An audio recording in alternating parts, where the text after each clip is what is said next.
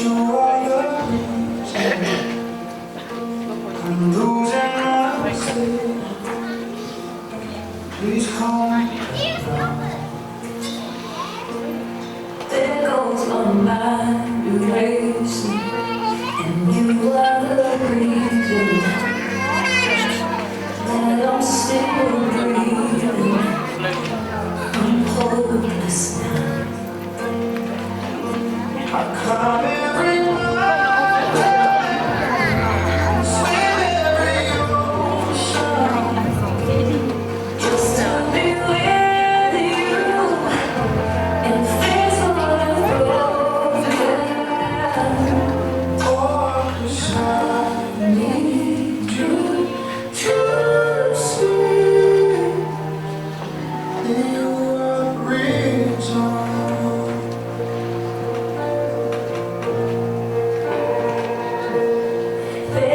My head shaking, and you are the reason. My heart keeps believing I need you now. If I could turn back the clock, I'd make sure that I defeated the dark. I'd spend every hour of every day keeping you close.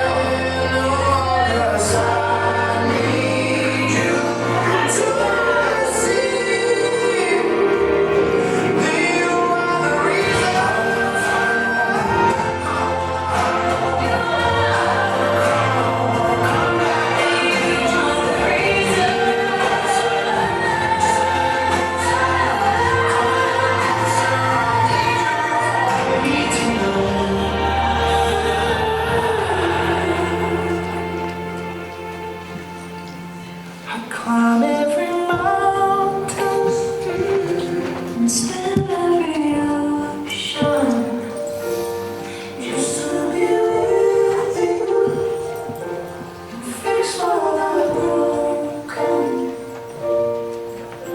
'Cause I need you to see that you are the reason.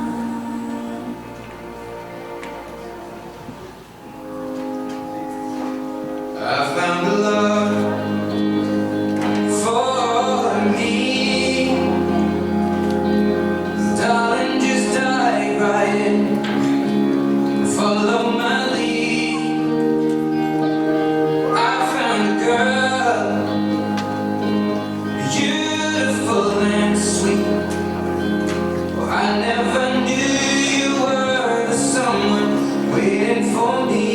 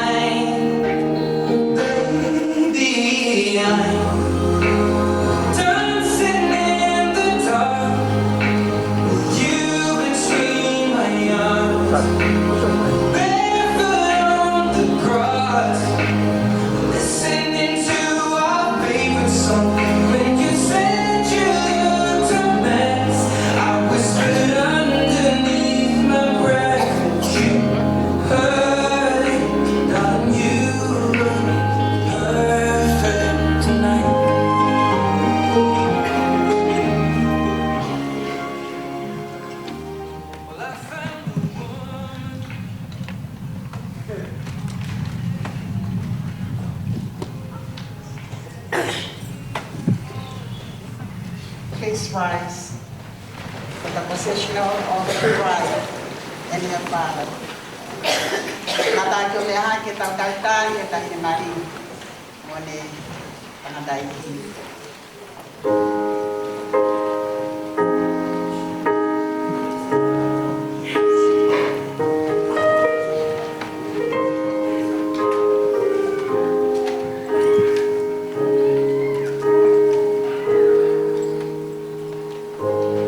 I found love in you,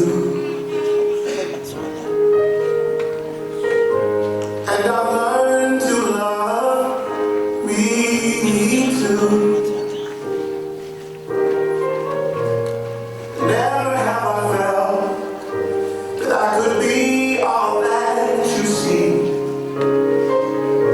It's like our hearts have intertwined into the perfect harmony. This is why I love you. Ooh, this is why I love you. Because you love me. You love me. This is why I love you. Ooh, this is why I love you. Because you love me. You love me. I found love in you,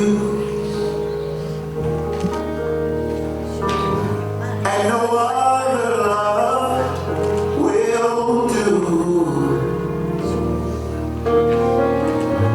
Every moment that you smile chases all the pain away. Forever and a while, in my heart is where you'll stay. And this is why I love you. Ooh, this is why I love you. Because you love me. You love me. This is why I love you. Oh, this is why I love you. Because you love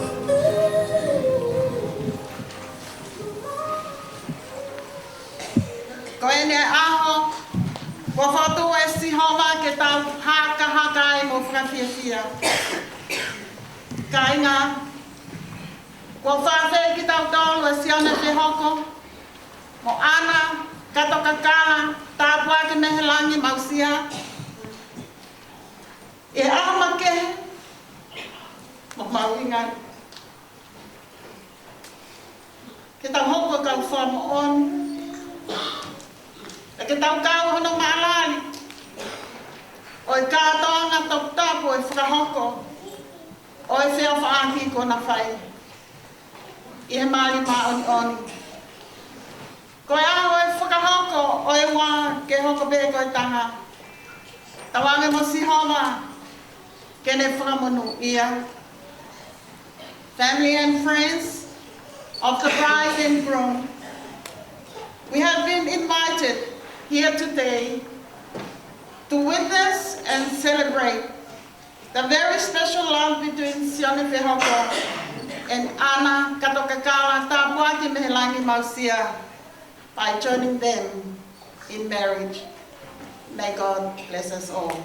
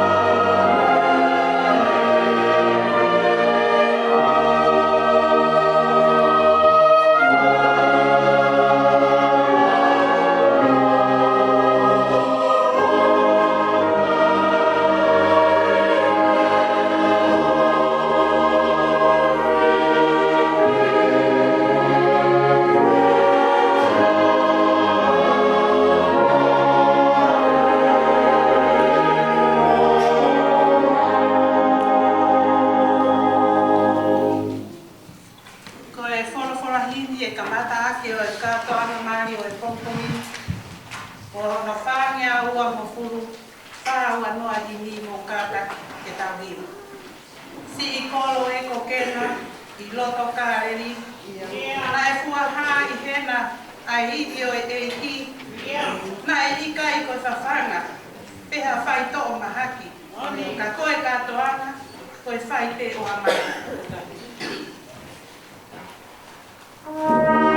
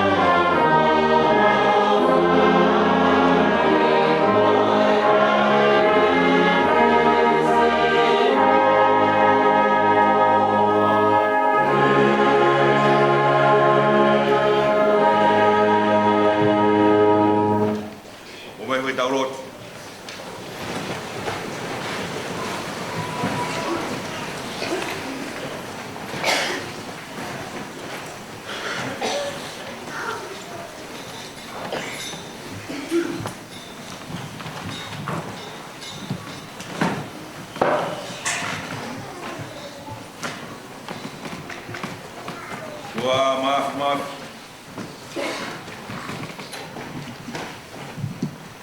Aya Fiona koe Arifa koe. Te moe Omeka. Aya Fiona koe kamata anga koe. Ia ku whama hoko atu ki a Fiona. O whakaosi atu ki a te koe. Ai mea ko tōpe. Aya Fiona ku tala o langi. E hoste o loto langina. Kau ma oni e ku whai atu nau hiwangi a te koe. Ai tāpuha. Ai tāpuha si hoa sa paot. Ia whipuna ange se lafi mi. Muna o fu mata. Koe nau mamanu ki a Fiona. Ia Fiona koe o tua o universi. Ia Fiona na ke fola. Ia e mea na kai ai. Ia Fiona ko mau mata ngā ia. Ai utano ke e sa me. E o koe ko mau no fuanga he tau tangata pa moe tau tangata. E ki whakato kua lagi moe whanua, talo mei mua koe o tua i pe a Fiona. O whaweta e ahu langi ma. Ahu langi maari e. Ia ko konga aola pe. Api ko waine moni a. O whaweta i at. E ko whainga maari e aho. La maari e pe aho eiki. Ai noa. Kai maa. Ai whare aho eiki. Aloi whare rei. Aha mata pōre. O whawhetai atu ko hi ko o whare rei ko whai mai piniki whai whikau e potunga wen. Roa e honi. Ko whakado e misi. A ana kato kakala mausia. Kai maa si one whihok. Nana fufu i pe. Ena whiofa ki. Pena e whai mai na misi. Ki ao pehen. A hoani ko hoko e na misi o mo oni. Bea katoa mai ai a ngokai ngā. Mea mai ai hau e ki. Ha mata pōre. Pei heni. Ai whai whikau taui. Ai o mea mari a honi. E mau kau ngā whamoon. Ke whio whaaki. Nā e fufu nak. Koe mesi, nā e pōri, pēa onga. Koe a honi, wo hoko mo honi. Tak whanonga ia e a Fiona. To whahala ia e a Fiona. Nā e whai fufu nā ke pē. Nā ke a Fio i pē a hope hen. Mau kawai o tua mau whaweta. Mau patai la tō mau. Haka helang ko tau. E whakaro he a Fiona. Ai mesi a ana kato ka kala mausia. Ai maasi one whihoko. O tō au ke a Fiona mai mau heni. Koe whare fō ulang. E maulo tō mua ia ke tau kātoa mua. Nge koe punai ko mau sāme ai. Ka hama sewa ke whakai mei o longa. Ke hoko pe a whai whamiri a honi koe waine fisi mua. Ke toka ia o whai a Fiona. La ngai hona whare tolonga. Whare u maulota. E ku whatoka he makatu ngā huko lau e apostolo. E ona taha tuma kehe. Ka koia pena toka ai ko eiko si su Christ. Tui whakatoka ia whare fōhu koe ni ku mau whatata mai a hōni ke whai hanu langa. Pea tuku tai. Whare ia tolonga. E aho tō mai ai e matangi. Pā mai me ngahi wai. Koe tai. Mga tonga e whakatoka e au ni koe a whiona koe magalau I konga. Tuku mua ke tolonga I hona api. Ke haa ia e whio whaake a whiona. Ka apu ki na mai ia penei whai whekau. Me whatongi a honi. E whakahonga e fua kawa e o mea maari koe ni. O wake mana o mai hola o maari e. O whakoloa kina oa. E whakoloa ai. E o whamiri kolonu. E ki mau te kākatoa anu pe kātonga ni ki a te koe ni. O nge wai o kātonga ngana e whai kena kāriri. Mau koloa ia. Mau whia. Ia toka ia me hina ia whiona.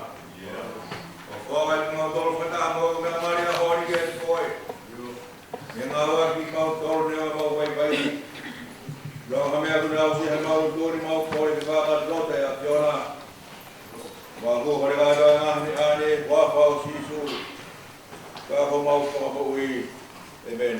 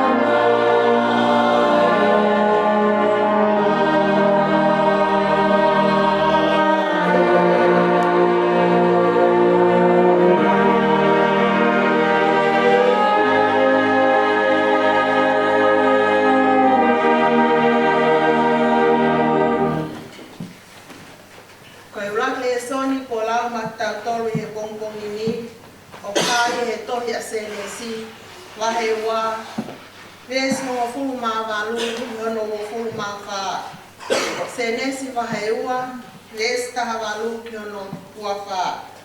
Aya pia no whakalea. Pia whalofola si hoa Elohimi, oku ikai lelei ki hataha, ke tokotaha.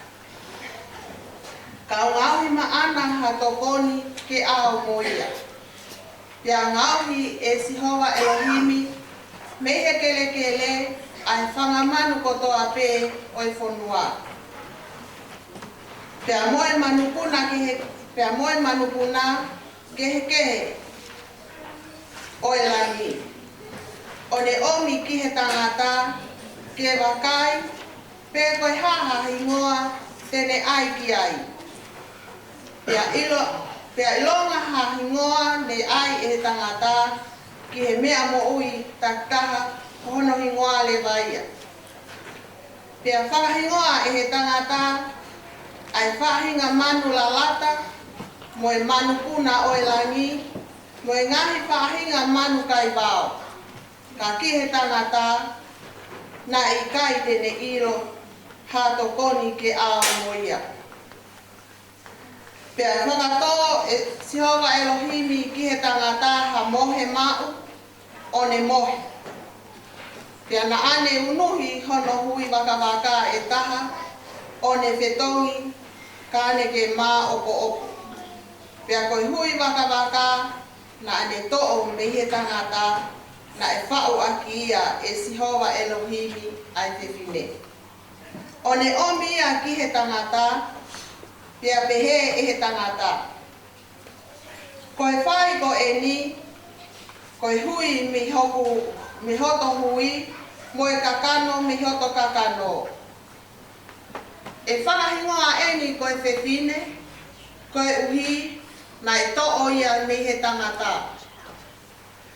Koia, e tupuange e he tangata e ne tamai, mo e ne whae ka e pīkitai ki hono waifi.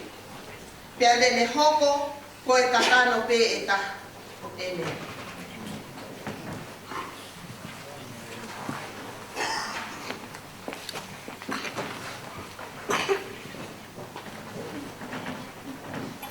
Ko e ua le soni la mo tautolo he pongpongini o pai e ula kolinto mai tātolu ves ulaki i he walu. Ula kolinto mai tātolu ves ulaki i he walu. Io, kau whakaha atu whoki hahala o kufungani hake. Neo mo te ulawa ke lea ati a ngahi lea ai kakai. Io, mo ngahi lea ai kau angelo ka o kuikai a te au ai ofa. Koe mea pe ko hoko ki ai, ko hauka mea o au, pe ko hasimpare tatangi. Pea neo mo te ulawa ai malanga palofisai, neo mo te wausia ai ngahi misteri ko toa pe, mo whaahinga ilo loloto ko toa pe. Io, pea neo mo te osiki ai tui, o ulawa ai ke hiki mo unga, ka o kuikai a te au ai ofa. Ko mea noa pe au, pea neo mo te tufa e kukoloa kotoa, pea neo mo te uriaki ho sino ke lava e kukore, ka o kuikai a te au ai ofa, o kuikai hano aunga ki a te au. Ko ofa, o kuneanga moko moanga lerei.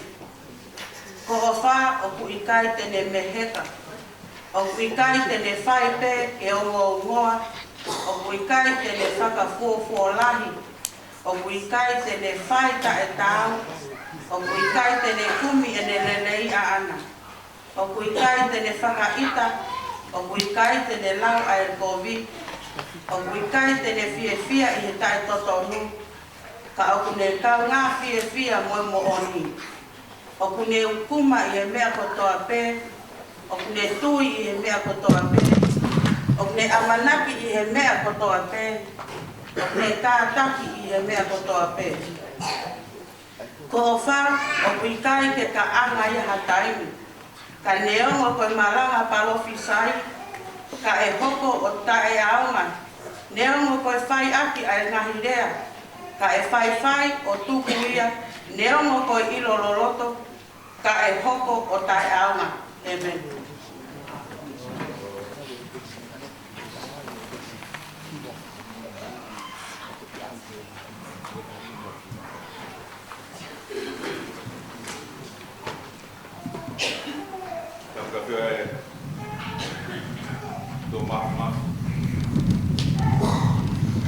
Percaya hamai aku ni api hodau rotong. Tahu kan? Ia noa ada yang lupa bahawa ini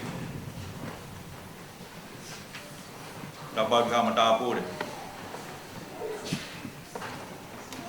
Tahu ini kau bertemu sudah satu tahun. Pada aku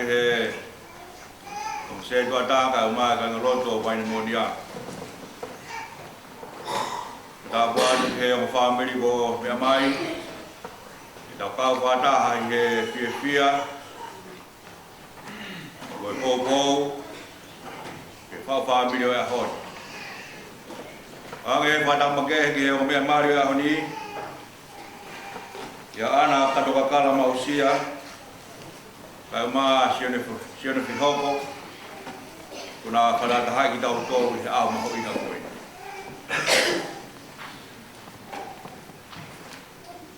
Ahori ko aho ia o fia. Aho e tai lotu ai o tua. Aho ko e manaki. O rau hei ni bege whakato ai manaki ko ia. Nai whai mai i ana kato kala mausia kai mai sione whihoko. Ka koe a honi, ko ro whama bobo katoa koe aho bia mua sione whihoko kai mai a koe anu kato kala mausia.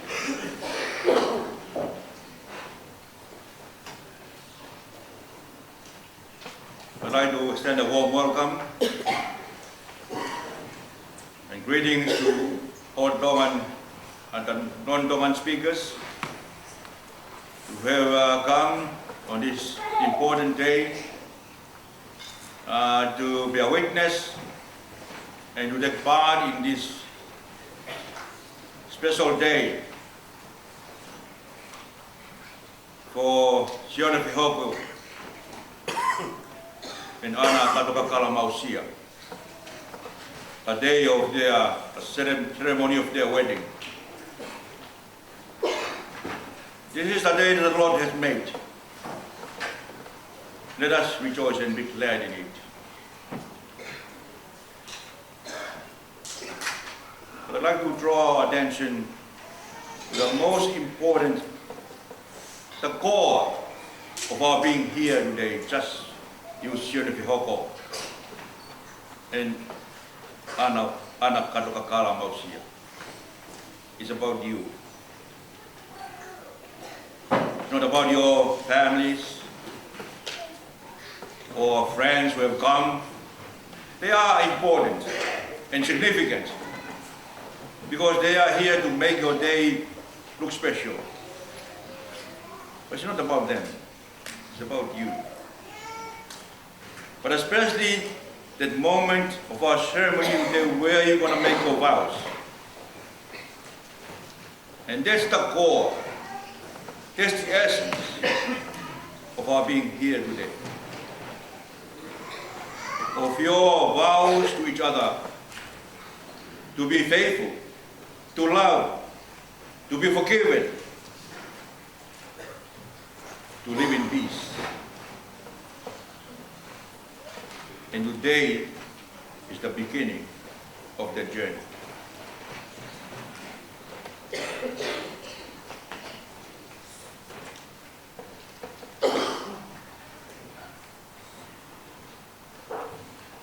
Ufema peke whakawenga peki boboa honi, we whau whamiri tūnga he ofa.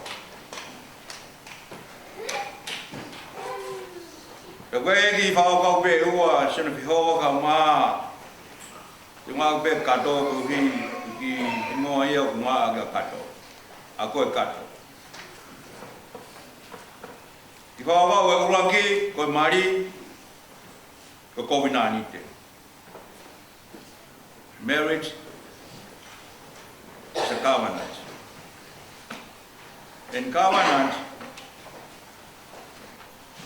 can be related to the word treaty, like Treaty Puaitanga.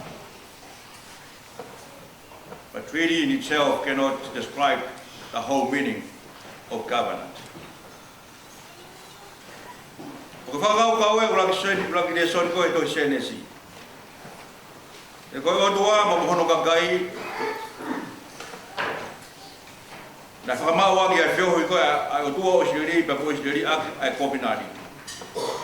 Ai whatu kopinari te o tua. Pa kopinari te koe fellow toi, agreement of two bodies. Ko tala noa ia re soni koe senesi. Te hanga o tua whau e tangata. Whau me mea kotoa pehe me si me whikai o tua ke tangata ki a tama. Whiri mea i hataha ke ko whi ao. Sio ta kai a tama ke pulu whakawhatapu, ke sipi, ke kosi, sio ke whakamanpuna, kai pia ke lata atamaya. Ke hia pia atamaya ke noho, me umea mo uiko ia. Nia o bene whakahofa. Pa pia o dua kuta lata atama, ke ne noho do taha, ria ngare wangi e fu moe mau ki atama. A deep sleep. Ria ngare o dua hatala no le sore a honi, o ruhi me whatawhata ko o atama. Ai hui hui, one of his ribs. Yang ada waktu umi ai, mana waktu dua orang ya, ai fefin. Ya aku ko ada mau ni siok he, imis fo ha, ko fefin, ko le lue hak. Ya biar dia ada mau. Ni siok fa ova, o ibi biar dia ko hoi mi ho hoi, ko ho ka kano mi ho ka kano. Beda ke besu afa, beri agria wahai tangata ni tamai mo ni fa ai ka pigi tai. Ke fefine ko no wai fia. Kamada anga ya. Ya COVID-19. Today you're gonna make a vows. Ahondi mo fai mo fa papa mo ko pa. Ruagia, mandui, mo be ko marigo. Okay ai COVID-19 o me contract. Lo contract yo ni fehoko pe mo e mo kanto o behenia o si be de wahe pe de la bigi de break the contract ya tamni ko ga wa contract lo de ka wa contract ku tamai ke nga we foi a ho fie ka la be contract ke nga we fa ba be ki ta a pe u ma chendi ba ti alo ke mari pe behe te foi be kita pare a mai a ka do kita pata fu kita pati a kita ikai te foi be a ka do fa pu yo ma tu a ko a sione ka pe ka do ti wa lo ya pa mama se spa ikai. Marriage is not a contract. Ko mari ko benani mo fitau aki pe te uha mo la a masiema mo uilele mo tu mari mama aki mo uilele ko fitau aki pe ko hiba mari ko kombinani to kibete pe mai o no wa ko mari ki fadok ha magatu nga fefek. Marriage has to build on a strong foundation, a concrete foundation. Like a new house is built. If the foundation is strong, we are hopeful that the house will stand for a long time and be able to withstand the challenge of nature. The kofale molanga ha honi no mahadu nga ko ofa. Aina lau ki ai a Paula, roton do wahe tato. Yeo ne mau e tuyo hiki mo oma, te rea ka wangelo, ka kai e te kita e ofa. Yang e beha simpare tatangi. Ni tai be ba mori o. Te ho ka mea wong. Walau le vai Paula e ofa ka ta ku ha mo. O ko ni ita ya taimi. O ko ni lawe COVID. O ko ni fa fo la.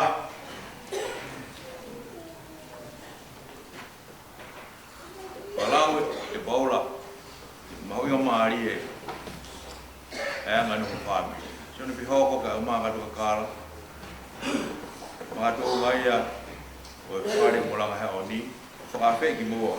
I invite you to build your house today on this foundation. Love is the strongest foundation that a family can ever build. Koi ofa, koi mga tunga fefeka beta. Ilanga ya fare mo fabi. Kako pwede ko ofa confused to time la no winga. Kako pwede ko ofa la no ngai winga kako pwede beta. Ai ko higa fa folo fola. koe ofa utala no kai himi tau hiwa anai. Koe o tua ko ofa ia. Koe rea whakarisi ko aka pei. Ta koe hinga aka pei ke ofa o kutu ngā. Unconditional love. Whao me ko mo koe ofa aki ia. Tala monua ti kau mo api hon se repi hoka o maka tua kala. Te wāke o tua aia ku maro ngā whamiri ko tope. Koe kāmu kina mo whare a hoi. Pere tu loa whoko mo whare. Ka aho, ka whia toa i ho ngongo mātua. Ta tau pia o mātua se repi hoko. O mātua koe ka kakala nao lata ho whare. O lata anga o whamiri ia ki ai pe ofa. If love is in the family, everyone can feel welcome to that family. But if love is absent, nobody will ever come to that house. And that is the challenge I leave with you today. Make your house filled with God's love. And you will live happily ever after. O whalahelga di moua. Teu e kua te muwhai aho. Kua whata mai, aro, o lau maani maani mai.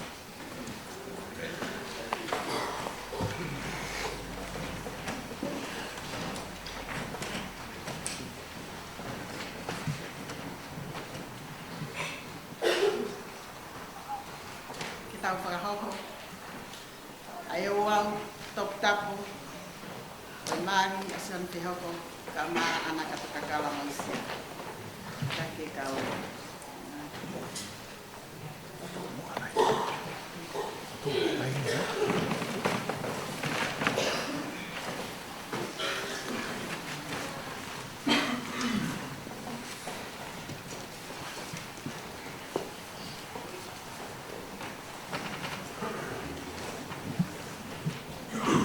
Si kainga.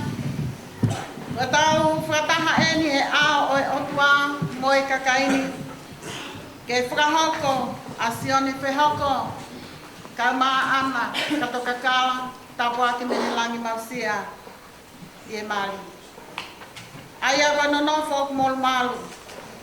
Ka mo e tutu uni he taino e kei hau-haua ai tangata. E koe whakatata e fu misteri, koe nonofo a kalaisi, mohono siasi. Okuha koe mea ma oni a mari. E na ihono kātoa ngā i a kalaisi. O ne whakarangangi i hene whai ai. E ne uraki mana. Ka uki kai koe mea ke ono aki ai e hataha.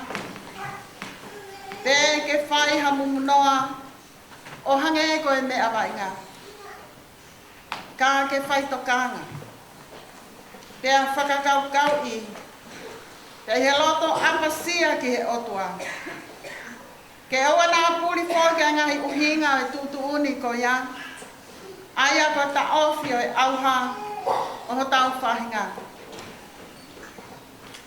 Pea ke tūpua ko ne kina e kakai i he anga whakalotu. Ka maa mea te pū. Ke ai hawhe tako ni aki, i he tau whanonga i mamani. I he lelei, mo i kowi, whakatau osi. Koe mea ko ia ko hoko ai ki heni, ai ongo ka ngani.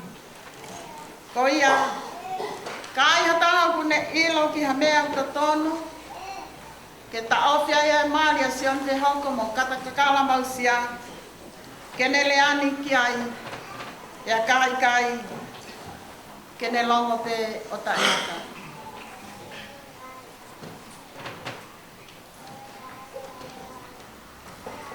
Sion whehok. Ka maa kata kakala mausia. O kou tapo wat te te mua. Ke mo manatu, ke mo tutu e a kama.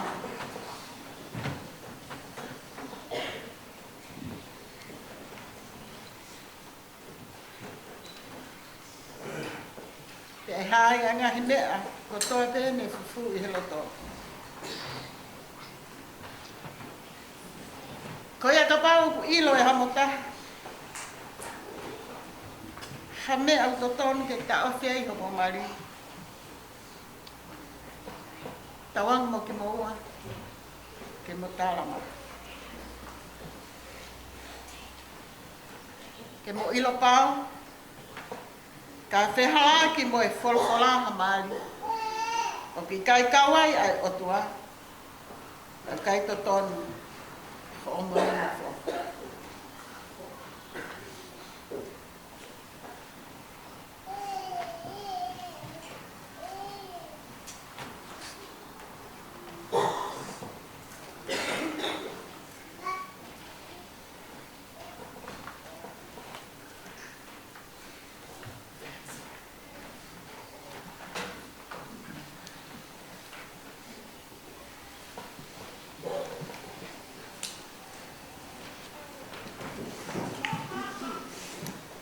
Siana whehako. O ku ke lato ke mao, a ana kato kakana, tapuaki me he langi mausia. Ke hoko ko ho waifi whakamau. Ke mononofo whatahi e whakamau ma oni. O whatatau ke tutu uni ai otua. Te ke ofa kia teia, mo whakaapa kia teia, pia ke tauhia i hana mahaki mo ne mo uilelei. Ia te ke furi tua, ki e whewhine ko toa pe. Ka ke nofo koe, kia teia pe. Lolotonga mo whakatou mo ui. Koholoto ia.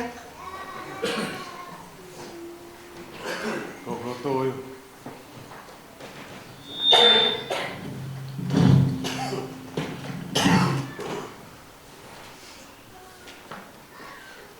Kato kakala mausia. O ku ke loto ke maua seo ne whehoko. Ko huse pāniti whamau.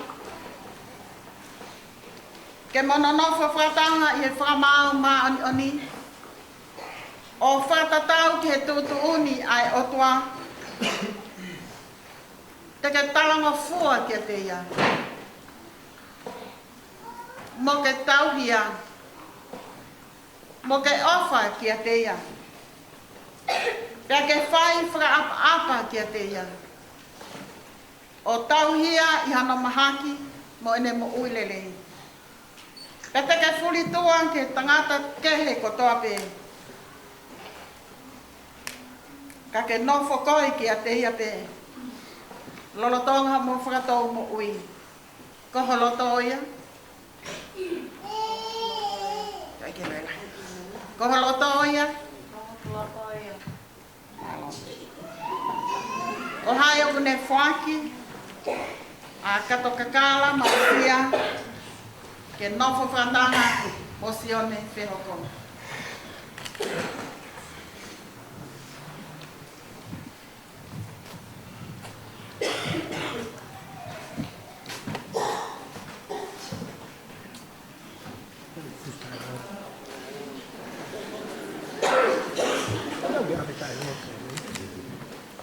O e taimieni ke whakahakuai ai te fuakawaaki ai o tamai ki mai.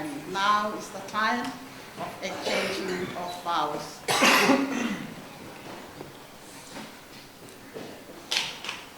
Wasu ki hoko. O onde ko ana kato kakala.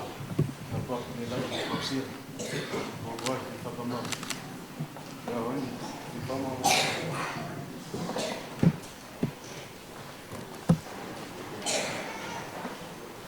Nei, e kolo. I ngau mea, i masiwa.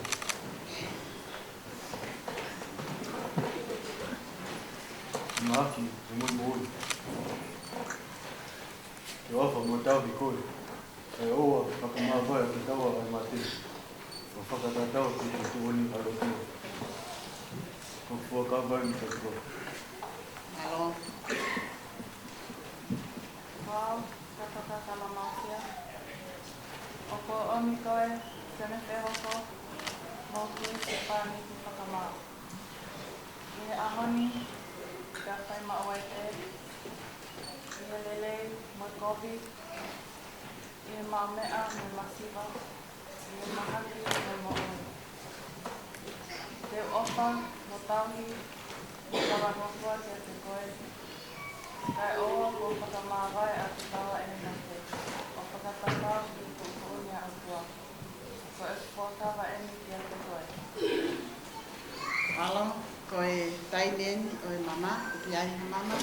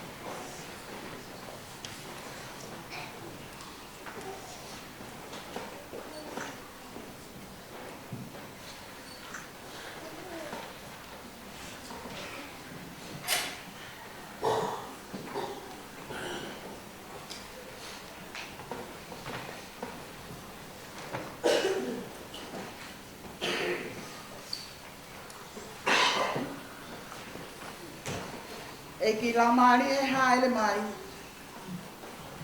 Tā puaki, kato kakala mausia, ka maasio ni te hoko. Ya tā puaki mai mama amana ke na tui. O mi kai koe teu teu te, ka koe whailonga o e whia whaaki kua na whai. E hua whai tamai mo alo, mo e lau mari e maa oni oni. Amen.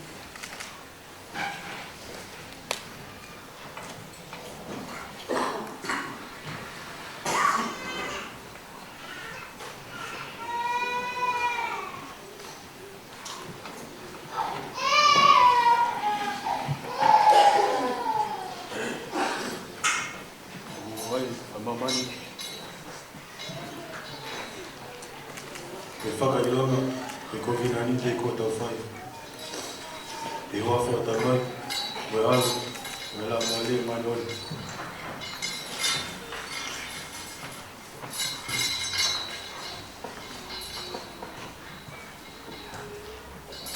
Oko ai ai mamahi, koe whakailonga o i kovinani te kotawhai. I he hoa whai tamai, me alo, me laumali e maa oni oni.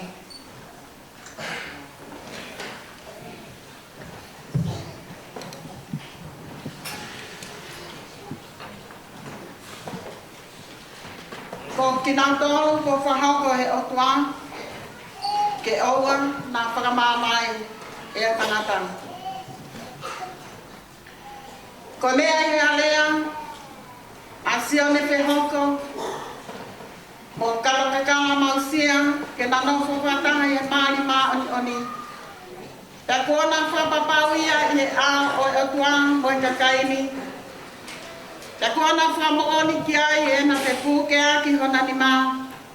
Ko ia o kou whakaha, ko e husapaniti, mo e waifi ki naua, i e huanwha o tamai, mo e ao, mo e laumari e mā oni oni. I now pronounce that Sione Whehongo and Ana Katokakala Mausia are husband and wife today. Now, Sione, you may be seated.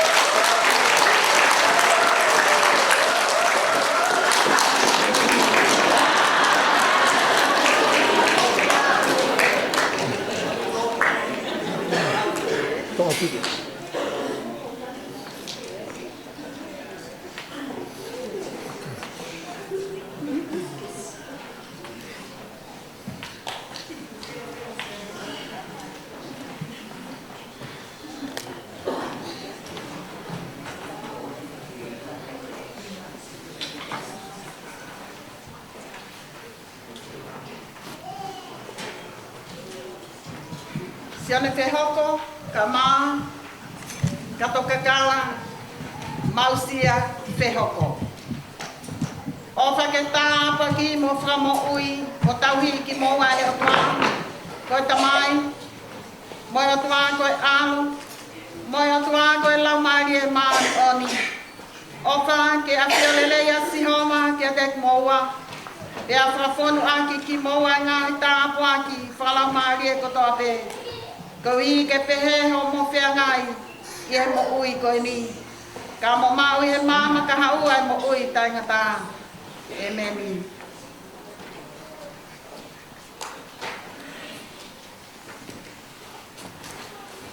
Now is the time of the signing of the marriage certificate.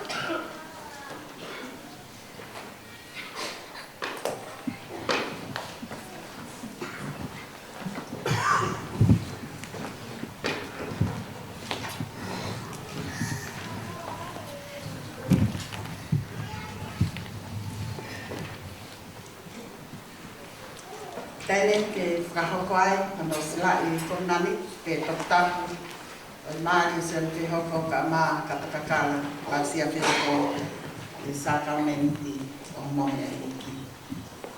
Ko ia koe, koe o mo mātua, o lama mai ki ka whatahu o mea mari I Sacramenti.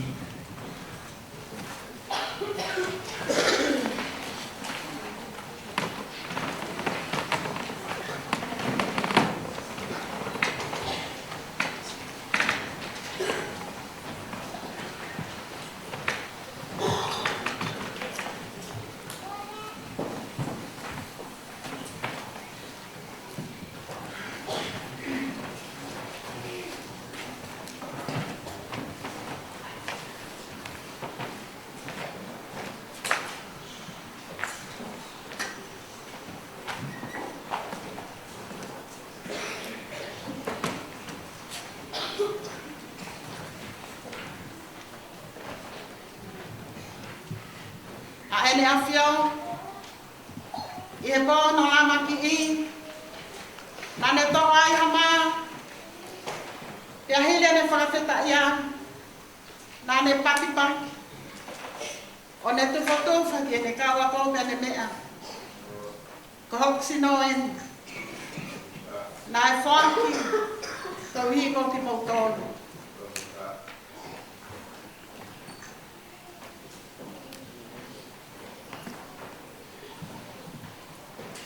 Ia pehe hili, ene whawheta ia, ai taipe ono tata a,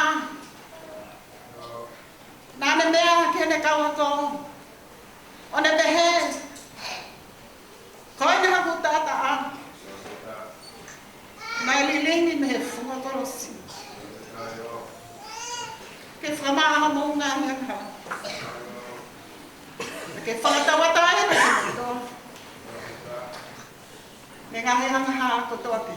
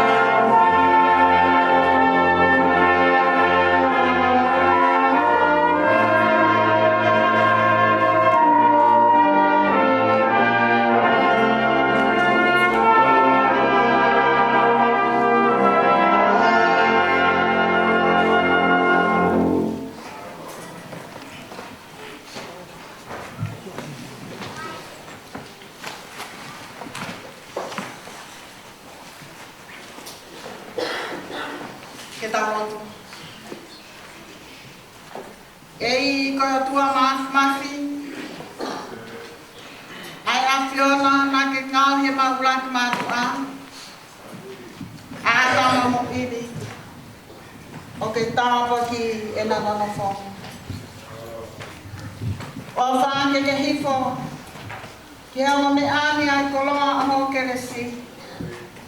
O whakataha pui a ki naua. Ai sino, mo i lama i. Ke na nono fo ke o whaani ke osi e na mo ui. Kai hoi fua i peho kina ngaloi a te kunaua. E i ko atua e ko han. Mo asan. Mo se kope. Ai a Fiona na ke tāpa ki e nau nono fo. Ai ka peteri ake ko ia. Ke hifo pehe mai ho tāpa ki ke heo me ani. Tau hike na whai ho whinangaro. O no wha marwai pēi ho lalo kamakau. O mo ua ho o whao au ke he ngata anga o ena mo ui. Ei ko tamai o mau ei ko si sukalaisi. Ai a Fiona na ke whai ki ho alo. Ko e huse pāniti o e siasi. O ne whai ei ene mo ui. Kau hi ko ia. Ke tuku mai e anga ko ia. Ki heo me an. Kau hi ke o whai. Kono wai fie tangatani. Pea ke ana lele mo talango fua e whewhineni. Ki ona huse pāniti. Kana whakatau moko ko ea e pule anga taingata. Ia sisu kalaisi. Ho mau o tua e meni. Ko e klesa e ko sisu kalaisi. Mo e o ai o tua. Mo e whio hea lau maari e maa oni. E iarte ki tau tolu. Ko toa te ia o taingata e meni.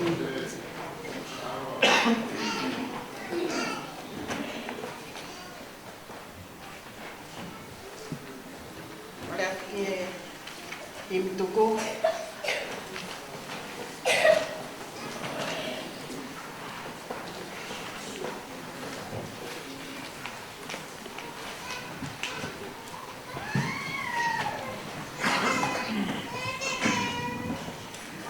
Ono mea whaamafu e himi, ono whanoa, mukataku mea ki tawi watu. Oia ua keres whatoronga, tui moa manaki, kai hula pera opa e toru kumana.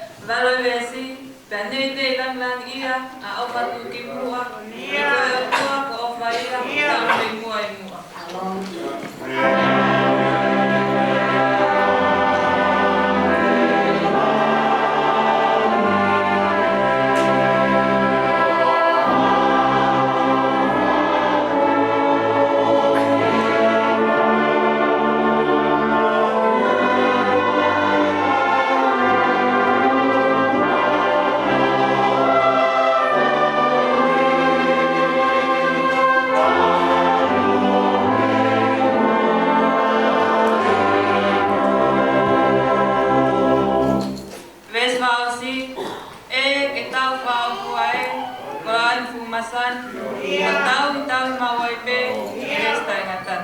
Halo.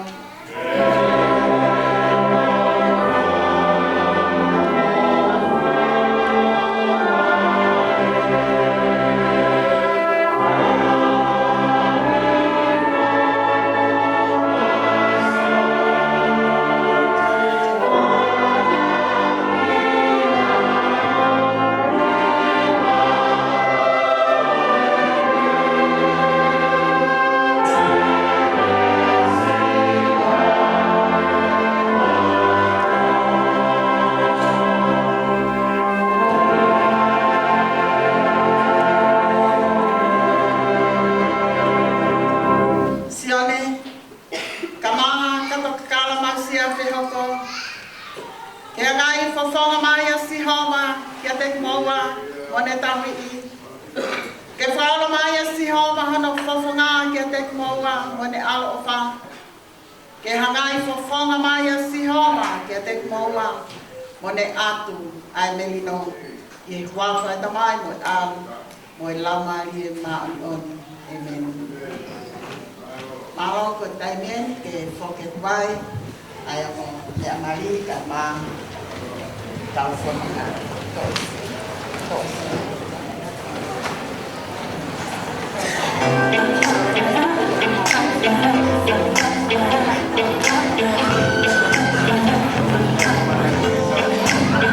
Bring the beat in.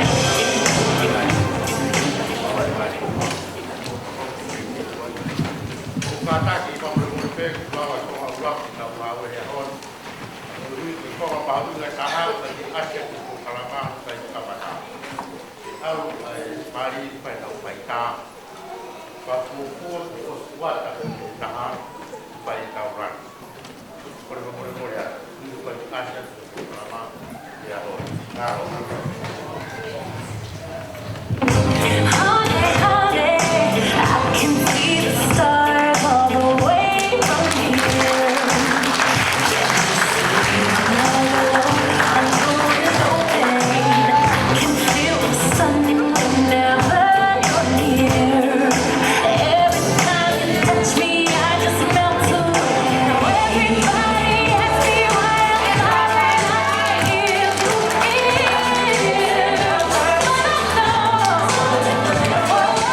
Nothing's perfect, but it's worth it. After like the cool tears, and finally you put me back. It's you, you're the one I got. Hello.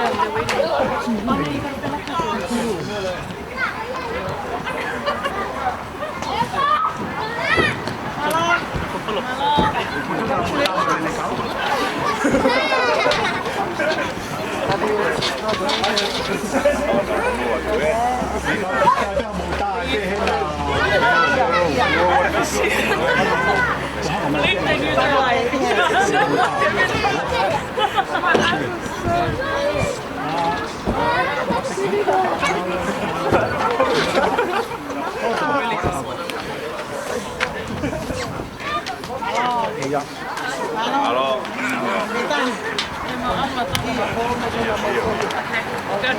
Siapa pak beli ke kopi luar?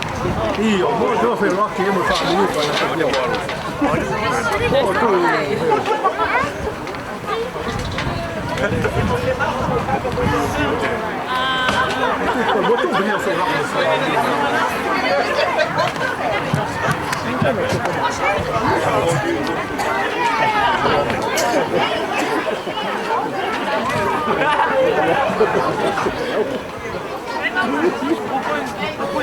sto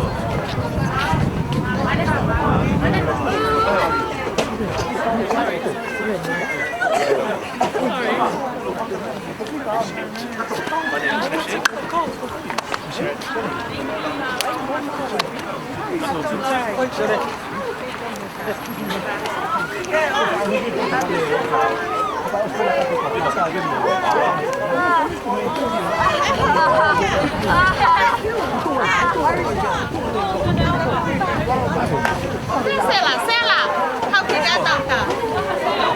เวลาเยอะไหมล่ะไงดาวอ่ะแล้วดาวต้น Nancy, Dante, at is your phone? Yes. Let's just put it back together. Yeah. 3, 2, 1. Very beautiful. how sexy? How sexy?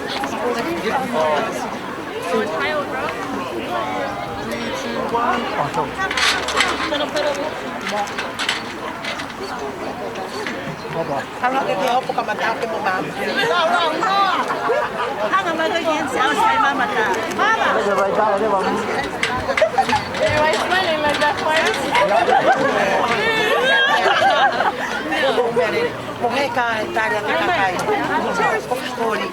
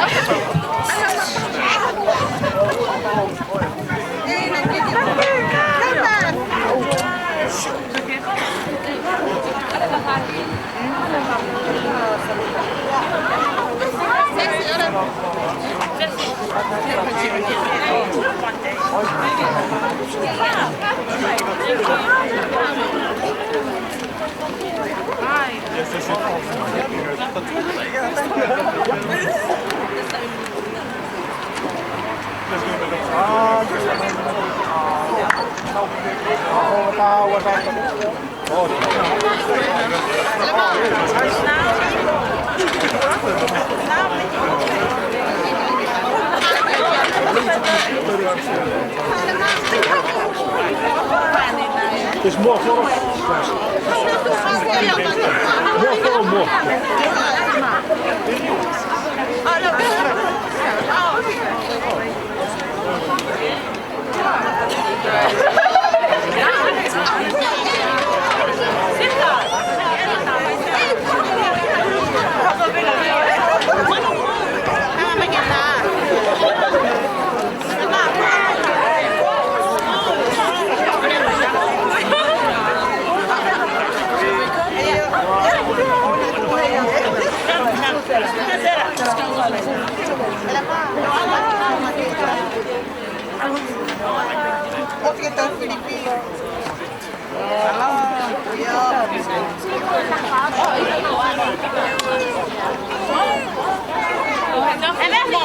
Matthew.